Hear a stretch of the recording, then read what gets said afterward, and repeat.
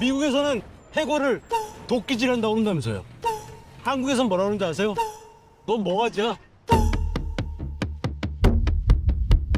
사랑하는 내가 그거를 온 마음으로 날 지지한다.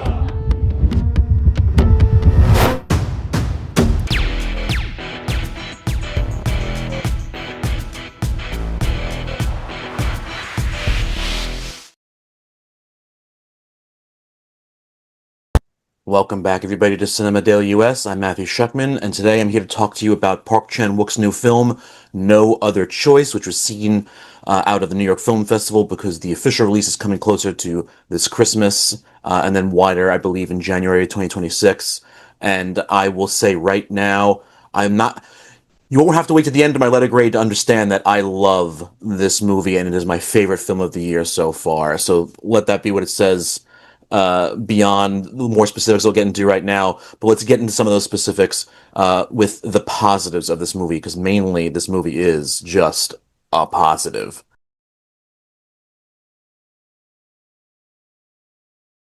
While Park Chan-wook deals with a lot of genres over his career, I think a lot of people remember him most for his revenge thrillers like Old Boy, Sympathy for Mr. Vengeance, Lady Vengeance, and even his last film, while being more of a mystery thriller romance with Decision to Leave. I think that there is an idea that he kind of only deals with a certain level of seriousness compared to comedy, let's say, but No Other Choice melds everything together. This is both the funniest thing I've seen in a long time, and also the most heart-wrenching I've seen in a long time. And that's just from film in general. This is not talking about just Park Chan-wook. It's not to the level of, I'm crying out loud with tears, kind of everything everywhere all at once type of comedy. It's a much more restrained, but still also very outwardly inane comedy in certain sections. But it all fits into what's going on the ground level of what the story is telling. It's based on a Donald Westlake book called The Axe, which also had a French film, which was basically more called The Axe when that came out. But what Park Chan-wook has delivered here is something that is purely his style. You can see his fingerprints all over it, but in the same breath, not taking anything away from the man, not trying to say this is what he was doing, but it's like Park Chan-wook's Coen Brothers movie.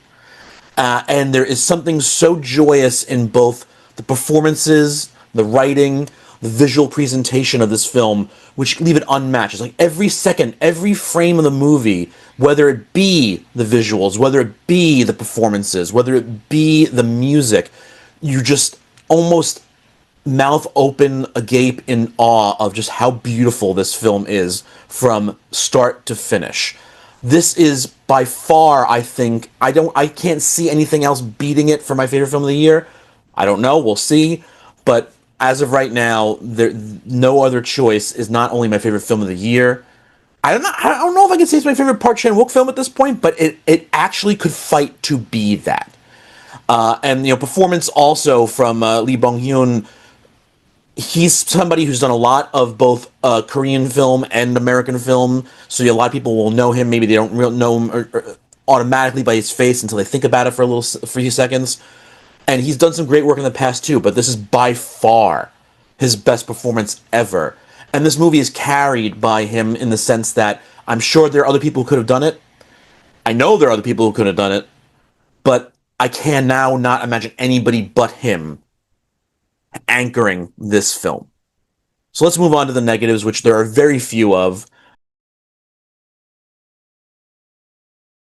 I honestly really can't even think of one beyond the point of, while there is a pure message in the film of dealing with the idea of our jobs aren't safe from automation, AI, whatever you want to consider at this point. The ending of the movie leads more into what feels, and when I say the ending of the movie, just like the last few shots of the movie, lead into what feels like a much more grinding expose of kind of environmentalism for some reason, even though it's trying to put on the automation side of what's going on in those scenes. I'm trying not to, it's not like you're giving anything away by saying what it is, But I kind of want people to be shocked and surprised in their own right, so I don't want to say it out loud if you haven't seen the film yet.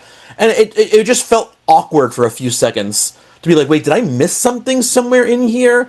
Because while some of those themes can be seen, it didn't seem like it was part of what was going on for the whole film, and so it just felt weird that was the way it was presented. And so that kind of like doesn't take any points off for me, but it's what I can kind of maybe point to as a negative. The only other negative I would say is that there are a few important characters that when you first see them, I'm thinking of one very specific character who we'll call his final quote-unquote victim. I don't want to give too much about the movie away, but, when you first meet him in person, I didn't realize it was him. I thought I only saw him through video images earlier, and I didn't realize we met him in person. Maybe that's on me as well, but it was a little confusing for 2 seconds, but it became very clear throughout the rest of the movie. So with that, clearly, I think as far as reviews you've gotten to me from here on Cinema Daily US, this will be Matthew Schuchman's first A+. So thank you for joining us here on Cinema Daily US. Till next time, have a great day.